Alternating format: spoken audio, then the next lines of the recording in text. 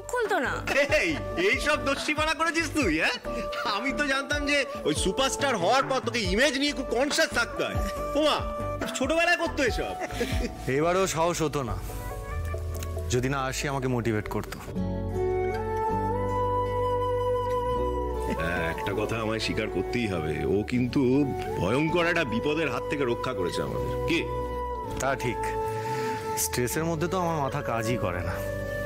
আসি ওই ইলেকট্রিক অফিসে গিয়ে পাওয়ার কাট করিয়ে টাইমটা কিল করে নিল, আর ওটাই ছিল আমাদের master stroke.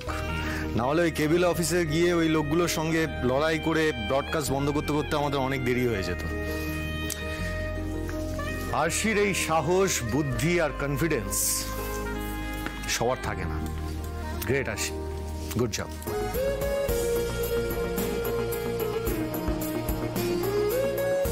And this proves যে প্রোডাকশন ম্যানেজারের এই চাকরিটা তোমায় ফেরত দিয়ে আমি ভুল কিছু করিনি।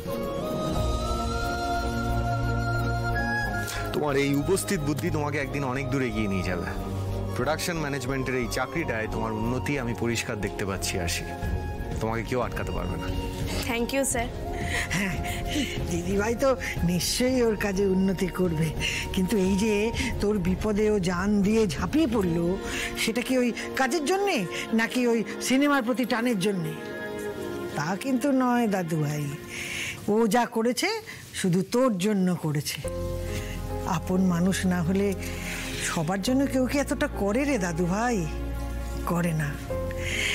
আরশি আবার প্রমাণ করে দিল যে ও শুধু তোর প্রাণের জন্য নয়, তোর কর্ম, তোর ভাগ্য, তোর সারা জীবনের রক্ষা কবচ। ঠামি প্লিজ, আমি আর আরশি একে অপরের জন্য কি করছি, কেন করছি, কি কারণে করছি, এসব আমাদের দুজনের উপরে ছেড়ে দাও না। যা আঘাত দেওয়ার তো দিয়েই দিয়েছো, আর এসব ইন্টারপ্রিটেশন নয়, নাই বা দিলে। তা যা বলেছিস রে বাবু, রোজ রোজ না এসব নাটক একদম ভালো লাগছে না রে দেখতে। এই মেয়েই নিজে এই সমস্ত ঝামেলা বাঁধাবে, আবার এই ঝামেলা মিটিয়ে নিজেই নাম কামাবে। জানি না বাবু এসব করে কি লাভ পায়। এই তুই যা তো নিজের ঘরে গিয়ে ফ্রেশ ট্রেশ হ, যা রেস্ট নে, যা বাবু। আজকে এত চাপ গেল না, গাটা পুরো ব্যথা ব্যথা করছে। এই সৃজা, জেসমিন টি বানিয়ে আনবে তো, ঘরে গেলাম, তাড়াতাড়ি নিয়ে এসো। হ্যাঁ, আসো। ও সৃজা, সৃজা বলছে কি দাদু ভাইয়ের জন্য একটু বানাস, কেমন? যা ধকল গেছে, তাছাড়া আমার ওপর খুব রেগে আছে ও।